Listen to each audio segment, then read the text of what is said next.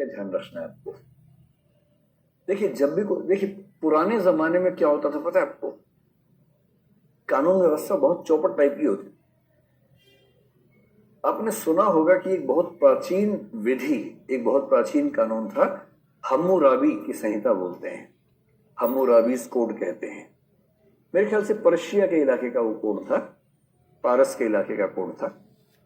एक बहुत प्राचीन राजा था एंशिएंट टाइम में, उसका नाम था हम्मुराबी। और हम्मुराबी का सम्मान इसलिए कि उसने दुनिया के लगभग सबसे पहली बार क्रिमिनल प्रोसीजर, एक क्रिमिनल कोड लिखा, आईपीसी जैसा कुछ कुछ लिखा।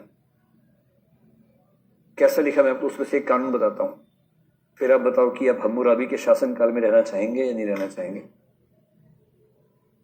उसने सिंपल लिखा कि हत्या के बदले हत्या होनी चाहिए। कितना सिंपल है। जैसे बाइबल में ओल्ड टेस्टामेंट में लिखा है, आंख के बदले आंख, दांत के बदले दांत। एकदम सिंपल है। किसी ने किसी की आंख निकाली, इसकी भी आंख निकाल लो। दांत तोड़ा, इसका भी दांत तोड़ दो। ये नहीं लिखा कि अगर एक व्यक्ति की एक ही आंख हो, वो किसी की दोनों आंख फोड़ दे तो क्या करें उसका। तो महात्मा गांधी ने इसीलिए कहा कि ये नियम पूरी दुनिया को अंधा बना देगा। तो महात्मा गांधी इसके विरोध में थे। बहरहाल हम्मुराबी साहब क्या लिख रहे हैं कि मान लो किसी आदमी ने एक बिल्डर से कहा कि मेरे लिए घर बना दो। बिल्डर ने घर बना दिया पैसे लेके, और उसके बाद अचानक घर गिर गया और वो जो व्यक्ति था उसकी मौत हो गई जिसने घर खरीदा था। तो ऐसे में क्या करना चाहिए? तो जवाब दिया, ऐसे में उस बिल्डर की हत्या कर देनी चाहिए, क्योंकि बिल्डर ने ऐसा घर बनाया जिससे उस व्यक्ति की मौत हो गई। यहां तक आप सोचेंगे ठीक ही है, मतलब वैसे तो थोड़ा ज्यादा हो रहा है पर ठीक है। आज के जमाने में ज्यादा लग रहा है हमें, उस जमाने में ठीक लगता था ये सब। असली मजेदार बात इसके बाद है। फिर किसी ने पूछा तो हम्मुराबी ने लिखा, लेकिन मान लो कि जब वो घर गिरा तो जिसने घर खरीदा वो तो घर के बाहर था, उसका बच्चा वहां सो रहा था, उसके बच्चे पे घर की छत गिरी और बच्चा मर गया। अब क्या करना चाहिए?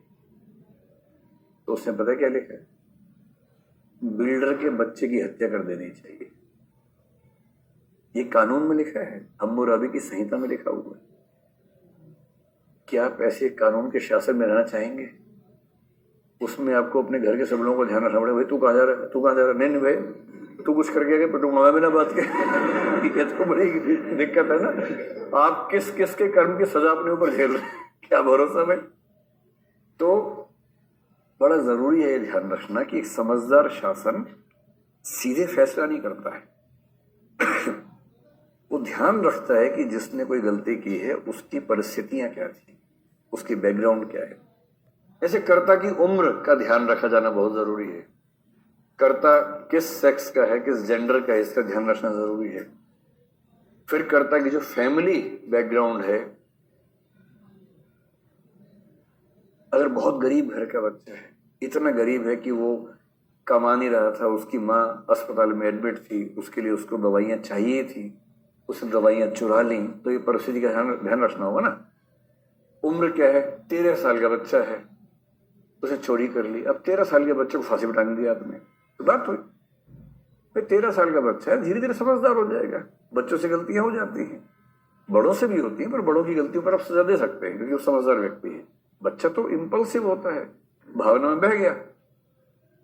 तो कर्ता जो है उसकी एज, उसका सेक्स, उसकी फैमिली, इसके अलावा वो सारी परिस्थितियां, जैसे उसके फिजिकल मेंटल स्टेट क्या है, फिजिकल और मेंटल स्टेट, क्या वो शारीरिक रूप से स्वस्थ है, क्या वो मानसिक रूप से स्वस्थ है। पता लगा कि मानसिक रूप से स्वस्थ नहीं था, आपने फांसी पर टांग दिया उसको, बेचारा पहले ही स्वस्थ नहीं है, समझ ही नहीं पा रहा है, तो उसका तो फिर नॉन मोरल एक्शन हो जाएगा ना, अगर मेंटली स्वस्थ नहीं है तो। और आप इमोरल मान के, क्राइम मान के उसको टांग रहे हैं। तो ये सारे पक्ष अगर देखेंगे तो इसको हम बोलेंगे कर्ता।